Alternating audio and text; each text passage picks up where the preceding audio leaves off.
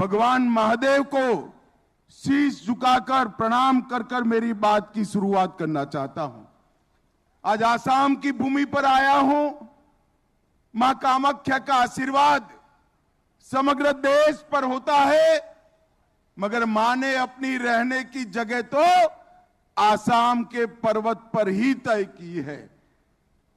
नीलांगन पर्वत पर बैठी हुई मां को प्रणाम कर कर मेरी बात की शुरुआत करना चाहता हूं। भाई और बहनों, 19 तारीख को आप सभी को तय करना है कि आने वाले 5 साल के लिए आपका मेंबर पार्लियामेंट कौन होगा, देश में किस पार्टी की सरकार होगी और देश का नया प्रधानमंत्री कौन होगा। आपके सामने 2 विकल्प, एक राहुल बाबा के नेतृत्व में इंडी अलायंस है और दूसरी ओर नरेंद्र मोदी के नेतृत्व में भारतीय जनता पार्टी है। ये तय करने के लिए वोटिंग करना है कि आने वाले 5 साल इस देश पर शासन मोदी जी करेंगे, तीसरी बार प्रधानमंत्री बनेंगे और 400 पार के लक्ष्य के साथ फिर एक बार भारतीय जनता पार्टी की सरकार बनेगी। भाई और बहनों, अभी कुछ दिन पहले मैंने देखा राहुल बाबा कह रहे थे आसाम के कल्चर को हमें बचाना है।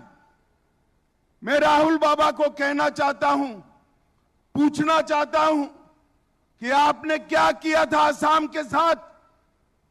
आपकी दादी के समय से आसाम को अन्याय किया गया। हजारों युवा अशांति की राह पर चले, मारे गए, सैकड़ों युवा मारे गए, हजारों युवा मारे गए। ये कांग्रेस पार्टी का पाप था। नरेंद्र मोदी जी ने 10 से ज्यादा शांति समझौते कर कर आसाम को शांत बनाने का काम किया। 9000 युवा सरेंडर कर कर आज मेन स्ट्रीम में आए हैं। आसाम के सम्मान की बात करते हो, आपको गोपीनाथ जी भी याद नहीं थे, आपको भूपेन हजारिका भी याद नहीं थे। भूपेन हजारिका को भारत रत्न देने का काम भारतीय जनता पार्टी के नेता नरेंद्र मोदी ने किया है। आप आसाम की बात करते हो, आसाम की सीमाओं को घुसपैठ के लिए खुला छोड़ दिया था।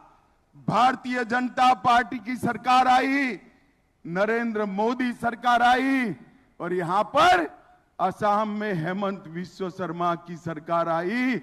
मैं कह सकता हूं बांग्लादेश से परिंदा भी पैर नहीं मार सकता। हमने घुसपैठ को रोकने का काम किया है। आप आसाम की बात करते हो, मैं आपको बताता हूं, उग्रवाद, हड़ताल, आतंकवाद, इसके खिलाफ अलावे कुछ नहीं दिया था। आसाम समझौता कर कर आसाम के युवाओं का वादा पूरा नहीं किया। हमने बोडोलैंड का समझौता किया, सारे वादे 2 साल के अंदर समाप्त कर दिए। और मित्रों, गेंडों को मारने का पूरा अभियान कांग्रेस के शासन में चला था।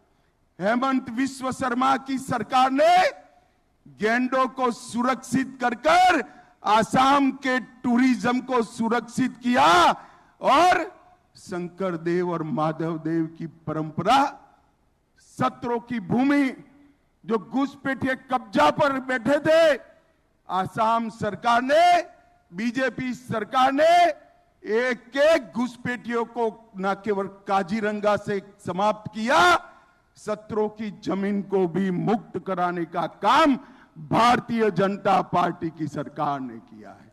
और मित्रों, आसाम के कल्चर की बात करें, इतना बड़ा नेता जो मुगलों के सामने इतने वर्षों तक लड़ा, मुगलों को पराजित किया और लसित बरफुकन के लिए आसाम सरकार ने कुछ नहीं किया था।